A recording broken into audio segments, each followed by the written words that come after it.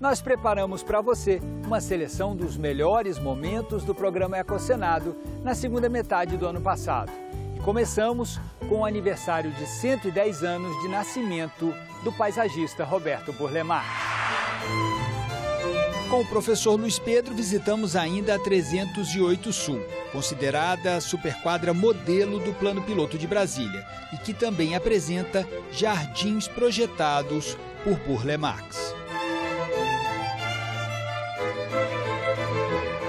E pela expedição que nós fizemos ao Lago Paranoá. Esse, bem aqui atrás, o lago da capital da República.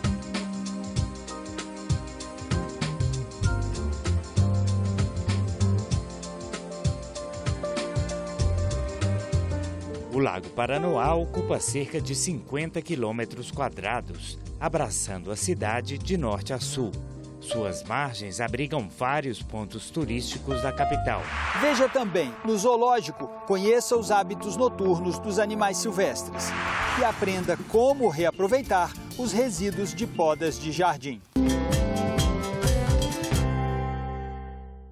O maior paisagista brasileiro de todos os tempos teria 110 anos se ainda estivesse vivo. Mas Roberto Burle Marx nos deixou em 1994, aos 84 anos.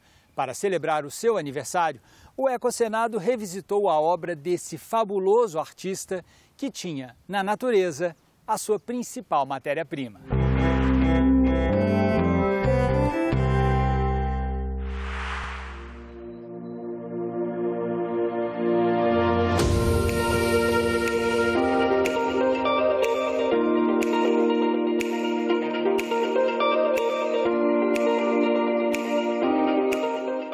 Nós viemos até o Palácio do Itamaraty, apenas alguns metros do Congresso Nacional, em Brasília. Encontramos o professor Luiz Pedro, ele é professor da Universidade de Brasília e vai conversar com a gente sobre a obra desse artista fantástico, considerado o maior paisagista brasileiro de todos os tempos, Roberto Burle Marx.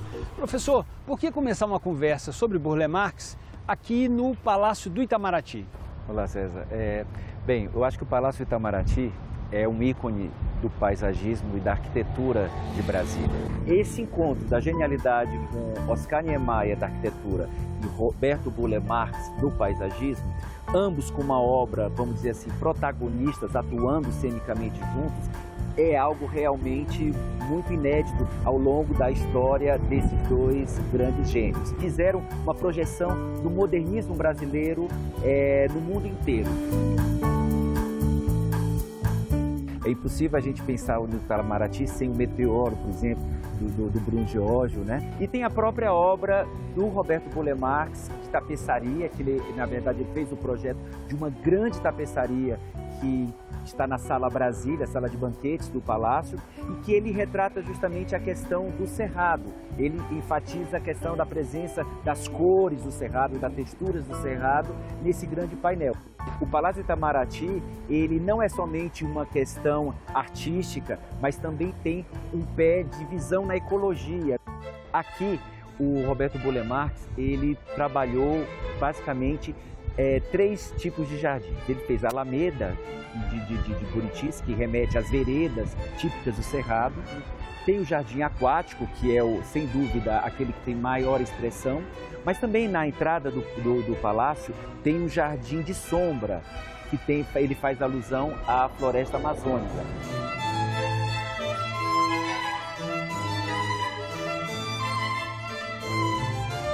Com o professor Luiz Pedro, visitamos ainda a 308 Sul, considerada a superquadra modelo do Plano Piloto de Brasília e que também apresenta jardins projetados por Burle Marx.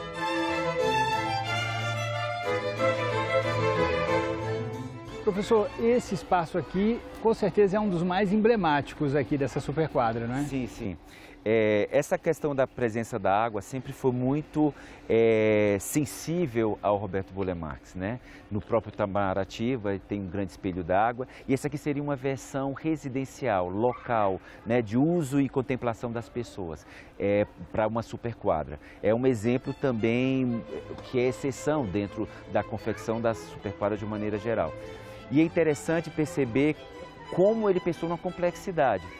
Originalmente, esse espelho d'água ele tinha outras espécies mais coloridas, muitas nativas brasileiras, como os biris, né, as canas índicas, tinham também alguns tipos de ninféias. Então, era um cenário, vamos dizer assim, um pouco mais colorido o que ele tinha pensado. Mas só o fato da gente ainda ter um espelho d'água aqui no 308 Sul já é uma grande vitória, onde normalmente os espaços livres públicos são muito pouco cuidados ou mantidos dentro do contexto nacional, infelizmente.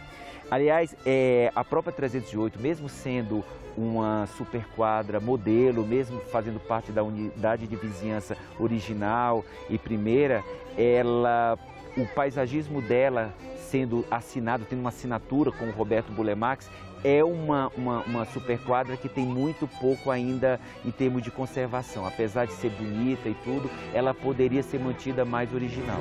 A 308 Sul, ela faz parte da primeira unidade de vizinhança, então ela foi modelo, pensado como modelo. É uma superquadra que tem vários espaços totalmente dedicados a esse público que ele amava tanto.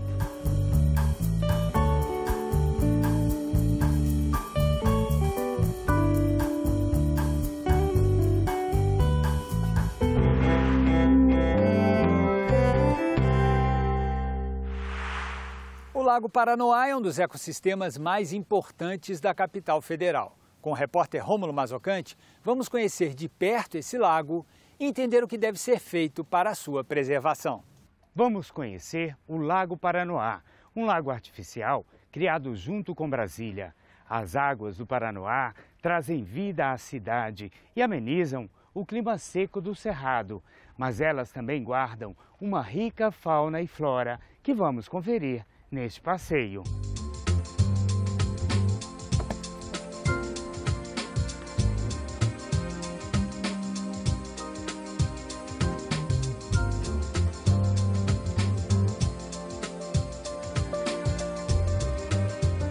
O Lago Paranoá ocupa cerca de 50 quilômetros quadrados, abraçando a cidade de norte a sul. Suas margens abrigam vários pontos turísticos da capital. E as águas proporcionam lazer para os brasilienses e moradia para diversas espécies. Melina, o que a gente pode encontrar de flora no Lago Paranoá? Rômulo, a gente tem dois tipos de flora, a flora terrestre e a flora aquática, né? A flora terrestre, que está aqui no nosso entorno, nós temos uma flora, grande parte exótica, que foi plantada, né? E uma parte de flora nativa, do Cerrado, e que se mantém especialmente nas áreas aí de preservação ambiental, né? E a flora aquática são as microalgas. Então, a flora é composta por algas, né, por organismos muito pequenininhos, unicelulares, que fazem a fotossíntese e que dão origem a toda a teia trófica dos organismos aquáticos, né, que se alimentam, que vão se alimentando dessas algas, né, e para constituir toda essa biodiversidade que nós temos aqui.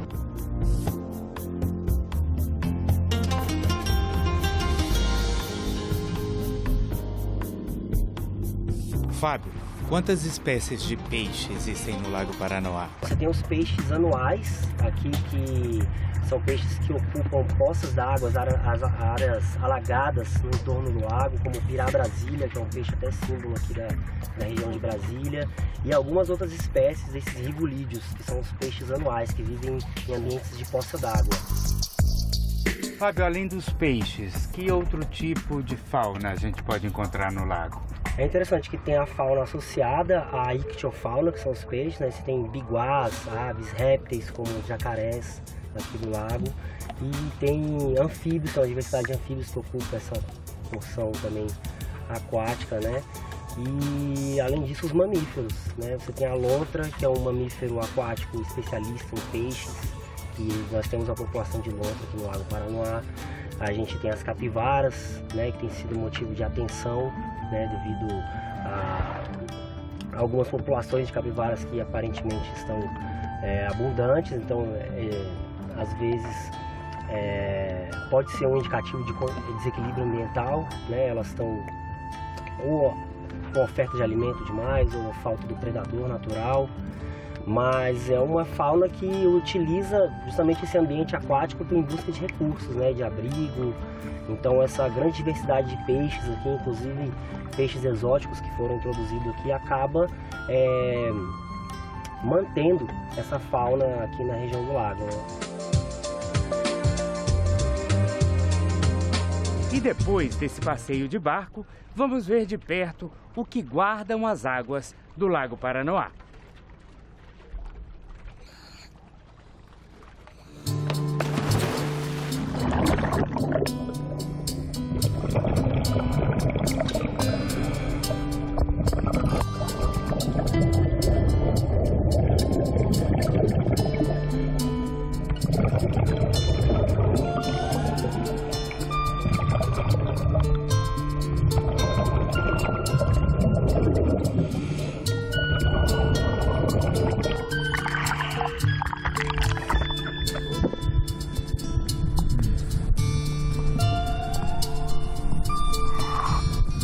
O Lago Paranoá é bem grande, são quase 50 quilômetros quadrados.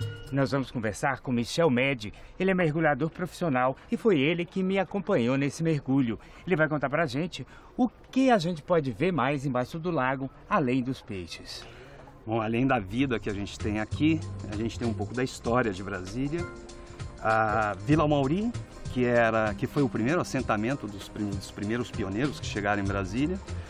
Ela foi inundada na década de 50, no final dos anos 50, quando o lago começou a ser cheio, né? Quando começaram a encher o lago.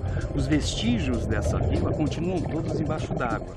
E a gente tem pesquisas, a gente tira alguma coisa de material, coisas da década de 50 que ficaram para trás.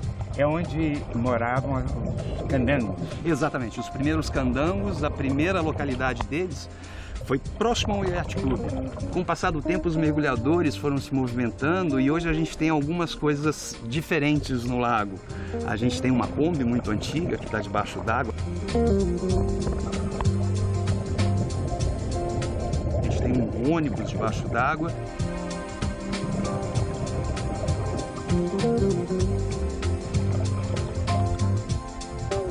Isso dá um pouco a dimensão e a importância desse lago para a cidade. O Lago Paranoá acho que é fundamental para Brasília, porque é um ponto democrático. Apesar da gente não ter acesso a todas as entradas do lago, a todas as margens, mas eu vejo pessoas de todos os tipos, de todas as formas, de todas as classes sociais usando o lago ao mesmo tempo.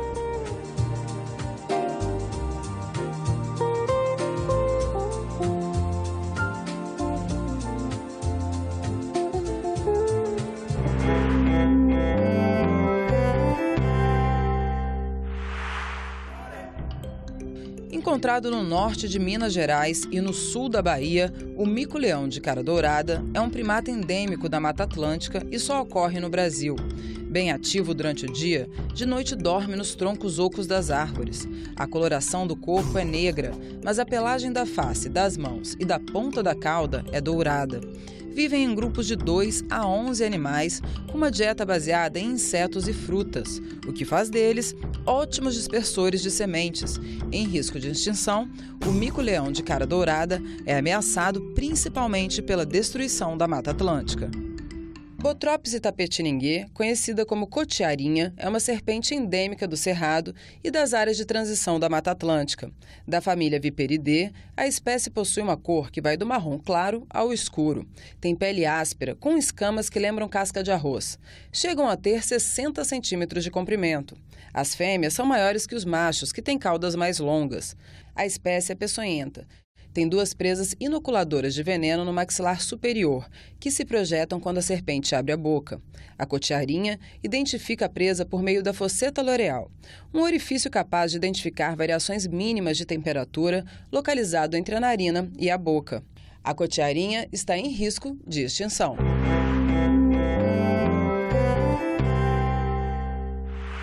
Se você é daqueles que já se cansou de ver tigres e antas dormindo nos passeios diurnos ao zoológico, aproveite agora para vê-los acordados. Com o repórter Rômulo Mazzocante, você vai fazer um passeio noturno ao Zoológico de Brasília.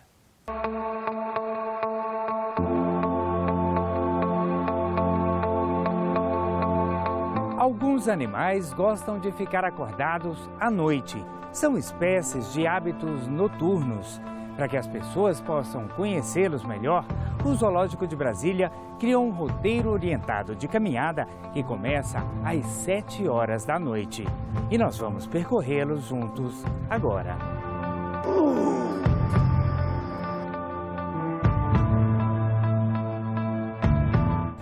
Bem-vindo ao Zoológico de Brasília. Obrigado, Igor. Então, vamos fazer o passeio? Vamos começar o passeio. Igor, qual é a proposta do projeto Zoo Noturno?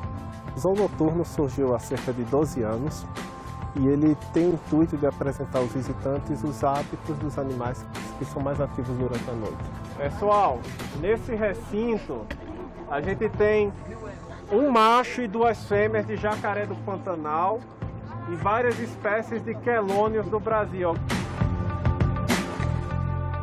O Zoo Noturno traz essa nova perspectiva deles verem como é as atividades desses animais durante esse período, durante a noite. E essa visitação noturna se insere nesse contexto maior de transmissão de conhecimento e sensibilização das novas gerações. Exatamente. Para que você passe no meio ambiente. Aqui temos um exemplo, essa é a Belinha. A Belinha é uma fêmea de elefante africano. O elefante africano é uma espécie ameaçada. E a Belinha tem uma história extraordinária. Ela veio resgatada do Parque Nacional Kruger, na África do Sul, em setembro de 95. E qual foi o problema lá no Parque Nacional Kruger? Vários países do sul da África tiveram que confinar seus elefantes em parques nacionais e reservas. Porque, se eu não ergo uma cerca num parque nacional, numa reserva na África hoje, o caçador vai entrar, ou os animais vão sair e vão entrar em conflito com fazendeiros, vão entrar dentro de vilarejos. E quando acontecem esses conflitos, quem perde geralmente é o animal. Aqui no Zoológico de Brasília, a gente usa o contato protegido. O que é isso? A gente nunca entra no mesmo espaço que a Belinha. Tem sempre uma barreira entre a gente e ela. Agora a gente vai conhecer os hipopótamos. Alguém sabe dizer quem é o parente vivo mais próximo dos hipopótamos? Alguém falou aqui. As baleias e os golfinhos. Bárbara, Catarina, Chumbinho, vem, vem. São 2 fêmeas e um macho? São 3 fêmeas. Aqui nós temos a Bárbara, que nasceu no Zoológico de Sorocaba e veio para Brasília com 8 meses. Temos a Catarina, que nasceu no Zoológico de Belo Horizonte. E temos a Chumbinho, que nasceu no Zoológico de Goiânia.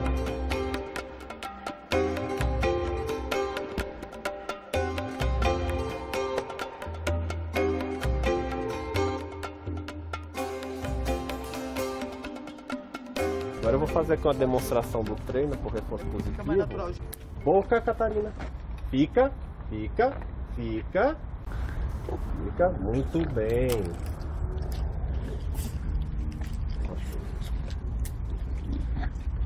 Chumbinho. Boca. Bárbara. Bárbara. E Bárbara. Boca. Isso, muito bem. Qual a peculiaridade com relação aos hipopótamos? São mamíferos grandes, eles nascem dentro d'água, assim como as baleias e os golfinhos. E são também uma espécie ameaçada pela caça, por causa da carne e por causa das presas e os dentes, que também são usados como o marfim dos elefantes. Catarina, boca, boca, Boca, Catarina. Menina.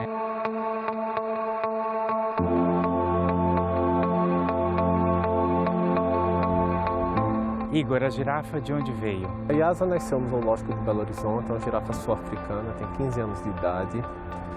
A gente, trabalhando com os animais todos os dias aqui no zoológico, a gente descobre que cada um tem sua própria personalidade, sua própria complexidade como indivíduo. A gente enxerga cada animal aqui como um indivíduo único que carrega sua própria história. Por exemplo, a Yasa, ela costuma ser muito curiosa, muito afável para uma girafa. Girafas geralmente elas são naturalmente ariscas, arredias. A Yasa não tem essa particularidade, ela costuma ser bastante interativa, bastante curiosa.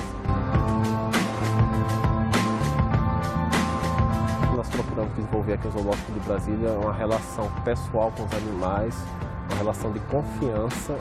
E isso, é claro, tudo focado em fornecer a maior qualidade de vida e o maior bem-estar para todos os animais que vivem aqui no zoológico.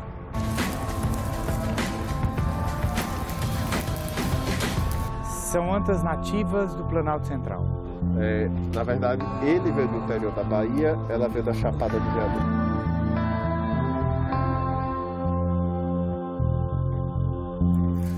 E depois dessa interação com o Ozzy e a melancia, a gente encerra essa visita noturna ao Zoológico de Brasília. Obrigado, Igor, por nos receber. Muito obrigado, espero que tenham gostado. É um prazer para nós recebermos aqui os visitantes para falar tanto do nosso trabalho como instituição, como para inspirá-los em favor da conservação de animais nativos do Brasil e de todo o mundo.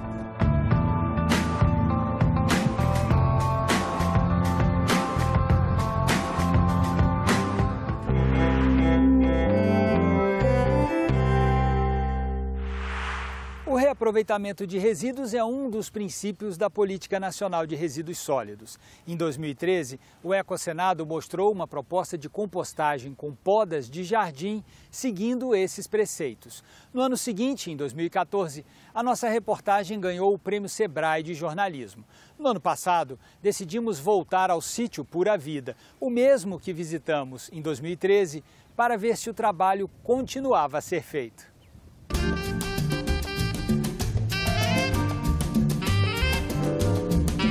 Para mim é tudo uma riqueza, tudo é uma coisa preciosa. A Raini é filha do Dario e ela é quem toca hoje aqui a compostagem do Pura Vida. Ela estava me explicando que desde que o pai dela começou esse trabalho aqui, o processo já sofreu algumas modificações.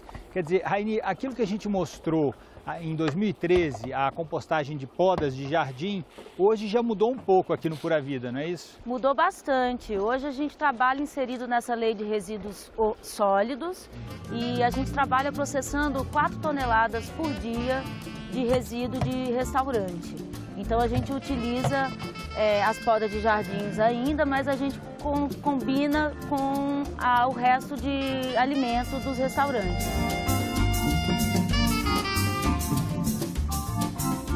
Quer dizer, isso que a gente está vendo aqui são resíduos que chegaram agora há pouco dos restaurantes. Exatamente. E a mesma quantidade dos resíduos de restaurante que são colocadas, a gente coloca também de poda de jardim. Isso é importante para a gente fazer um processo todo aeróbico.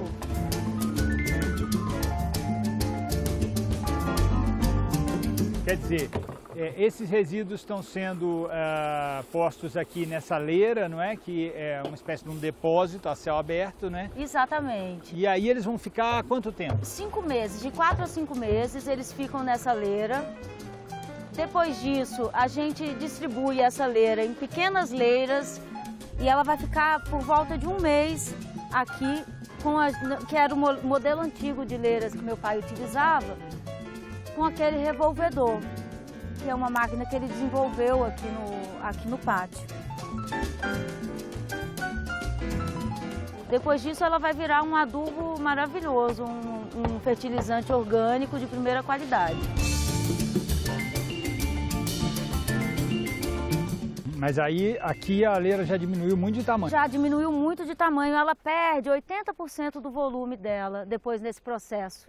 E aí você estava me explicando que o lixo que não é separado previamente aqui já aparece muito mais. Aqui ele fica evidente, o lixo... O rejeito, né? O rejeito. Quando a gente monta a leira, como o volume dela é maior, o lixo fica disfarçado ali. Quando vai perdendo o volume que a gente traz para cá, esse lixo já está bem mais concentrado e bem mais aparente. Então é nesse momento que a gente percebe se tem cheiro ou se tem mosca, porque no final do processo não pode ter cheiro e não pode ter mosca.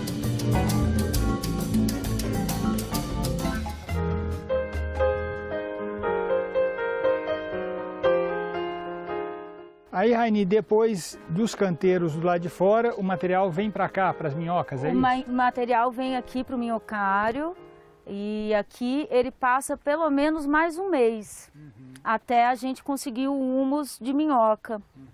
Isso aqui já é o humus? Isso aqui já é o humus, as minhocas estão todas aqui, todo o material, o alimento já foi consumido e a gente vai transferir isso aqui para cá.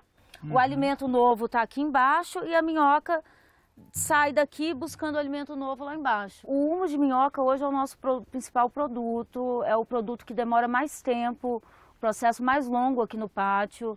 Então, depois de quase 5 meses no processo da leira, ele vem para cá e fica mais um mês aqui nas camas para verme e compostagem. Então, depois disso, a gente finaliza o produto ali no galpão de finalização, a gente peneira esse material, ensaca. E hoje o preço dele de mercado está por volta de R$20, R$22. A gente usa um saco de 20 quilos.